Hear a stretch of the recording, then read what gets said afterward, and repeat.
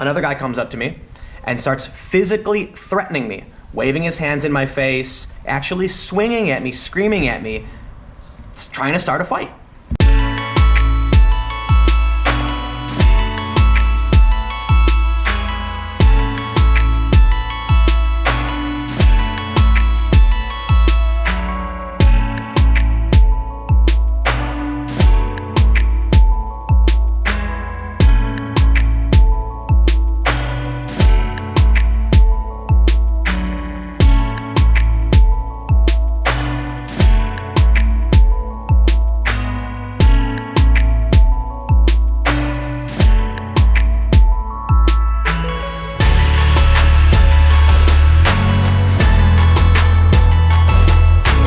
Drone is the Zerotech Dobby. Look how tiny it is. You fold the little arms out. This thing weighs almost nothing. You fold these out and then it flies. It's got a little camera right here and you can adjust the direction of the camera. So while I will say a drone this small, the footage is not too great, right? You just saw it. But the reason I got this is that because it's a micro drone and it weighs almost nothing, there's basically no regulations on this. I can fly it almost wherever and however I'd like. Seriously, it weighs like nothing. It's like a plastic cup weighs. The other thing is, if it falls out of the sky and hits somebody, probably won't even notice. They'll say, oh, that thing hit me, whatever. Yeah, so it's safer, it's easier to fly legally, and it'll allow me on the fly to launch a drone. I control it with my phone. The range isn't the range is only 300 feet. It's not great. But in a breaking news situation, this thing can be vital. You know, if all hell's breaking loose and I can launch this in the air and get some footage, that's very powerful. But drone fun aside, this video it's a video that I didn't really want to do, but I'm gonna have to do because a lot of people have been telling me that I don't interview enough people on the left. And so I wanted to address this. The other day I interviewed Kyle Chapman, and many of you may have seen this. Kyle Chapman is the base stick man.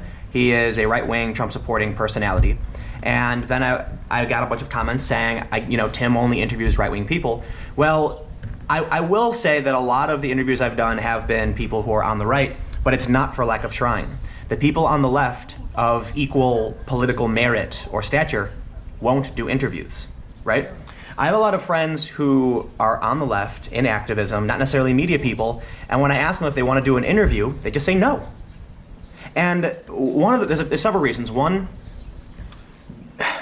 this is my opinion on why I think they're doing this, but it's really, really dangerous to make statements about these political issues because, the left is very scared of offending people. The right is significantly less worried about offending people. So if somebody goes on camera and says something, they could end up just ostracizing themselves.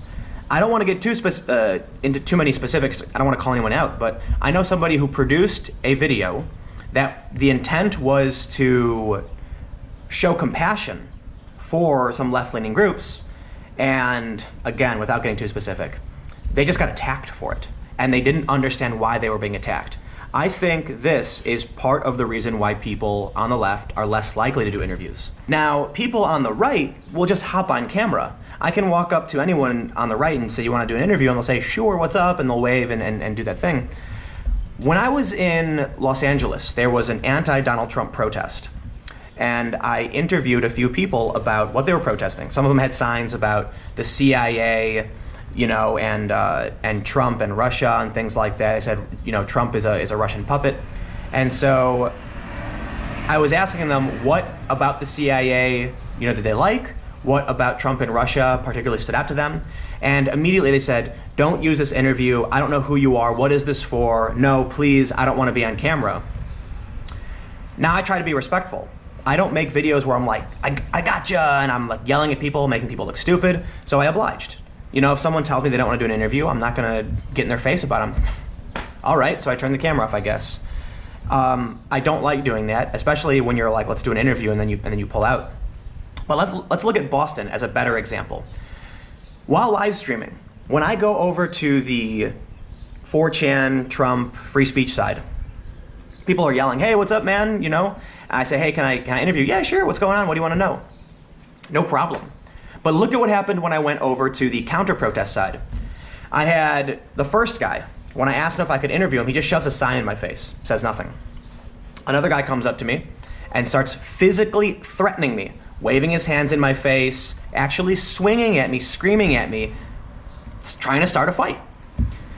Several people then came up, surrounding me, calling me a Nazi, a fascist, covering their faces, telling me to leave, and I'm like, no, I'm not gonna leave.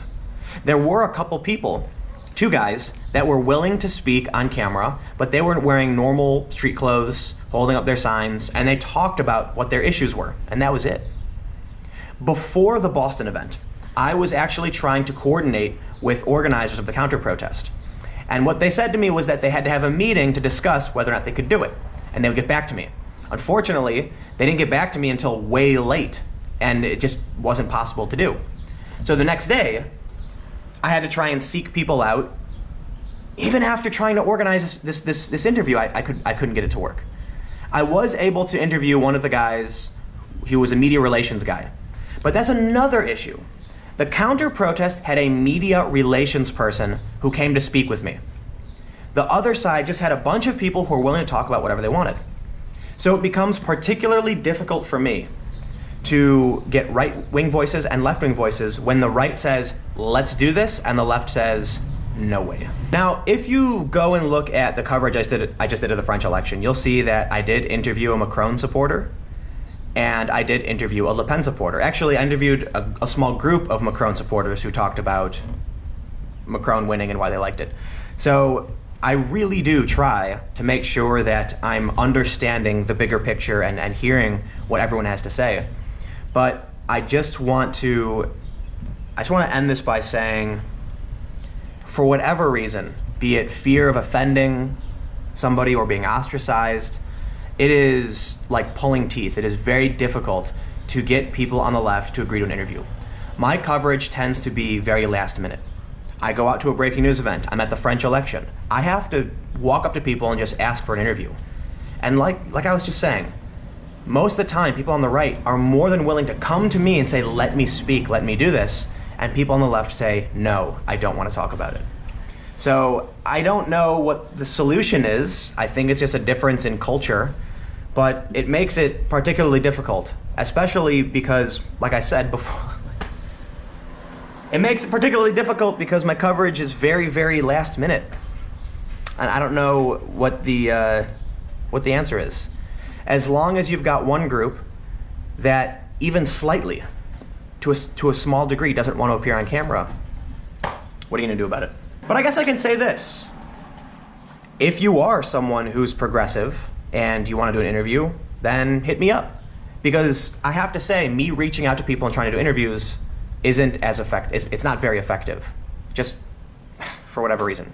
So I'm more than willing to have any voice on my channel. Drop me a line, tweet at me, and we'll talk about it. If you like the video, click the like button and comment below. Let me know what you think about all of this. I do read the comments. So thank you all so much for hanging out. Click the subscribe button if you want to subscribe to my channel. New videos every day at 6 p.m. Tomorrow, I have a special announcement. Stay tuned. And a live stream at 8 p.m. I'll see you all next time.